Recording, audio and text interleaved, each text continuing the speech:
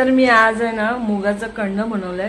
छान असं पाऊस पडतोय आणि काहीतरी गरम आणि असं खायची आपल्याला हे झाली आहे, क्रेविंग झाली आहे. तर मी मस्तपैकी असं मुगाचं कणं बनवलंय. तर ते तुम्हाला मी दाखवते. इथे मी मुगाचं कणं केलंय. हे संध्याकाळच्या वेळेला गरमागरम प्यायला एकदम मस्त वाटतं.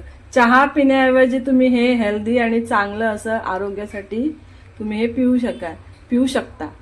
आणि ह्याच्यामध्ये आहे हळदीचं पान, हळदीचं पान, मुगाची डाळ, गूळ आणि वेलची आणि खोबऱ्याचं रस इत्यादी टाकून मी हे बनवलंय. तर हे खूप चवीला खूप छान लागतं. हे बघा, हे मुगाचं कणं आणि संध्याकाळच्या वेळेला गरमागरम पिण्यासाठी खूप छान आहे.